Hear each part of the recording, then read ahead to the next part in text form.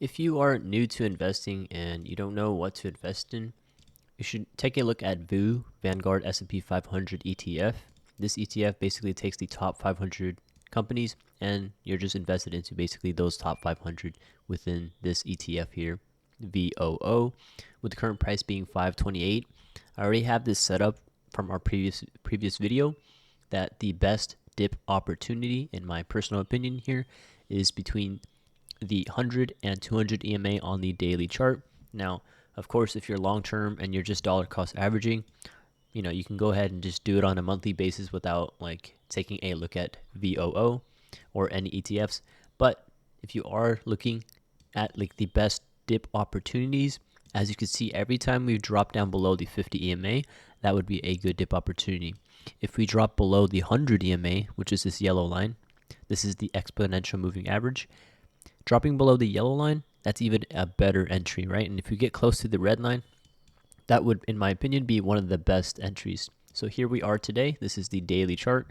We are, again, very close to the 200 EMA with a low of 526. In my opinion, this would be one of those times I would be adding into VOO, right? So if I'm adding in a monthly basis into this ETF or every other week, and I see it dip down to this level, I would, in my personal opinion, I would be adding a lot more during these levels, as I do expect to see a price move back up towards the top side. And eventually, and historically, if you look, we always test the all-time highs, right? We're always progressively going back up. So if we go ahead and compare the current price here of 528, and we move all the way back up to our all-time high, that's about a 6% move back up towards the top side. And so even if we dip down further down, I would be extremely happy. Why? Because I'd be adding more into VOO. See, if we continue to move down more, right, the retest of the all-time high increases, right? See the percentage here on the top right? For example, if we drop down to 500 and I added more at 500, the percentage gained from 500 would be 11%. But that's just hypothetically speaking. So what I would do is I would add more positions over time, right? I wouldn't add my entire bank account at once, right? I'd add slowly, just in case there's a dip further down and down and down and down.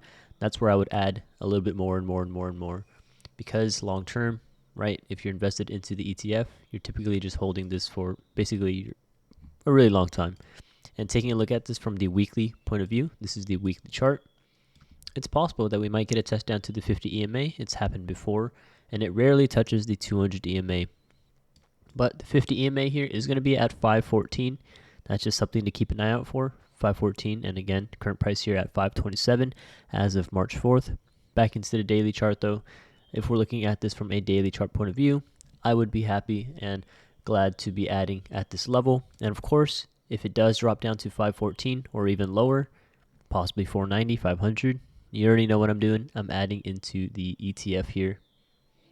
Now, if we go into the monthly chart, you can see very rarely do we get a drop down to the 50 EMA, right? 50 EMA going to be at 419. This would basically be like a bear market or a crash, right? 419, just something to keep an eye out for, though I don't think it's likely that we test down towards those levels. I think as time goes on, people are understanding to buy the dip, and less people are just waiting for a crash all the way down to 419. All the way down to the 50 EMA, I think it becomes much more rare. It's not impossible, but it's much more rare in my opinion.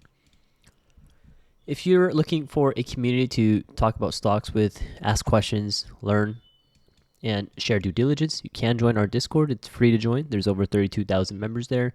Link down below in the description. And yes, we do have long-term discussions as well. And we do talk about dividend ETFs and just regular ETFs as well.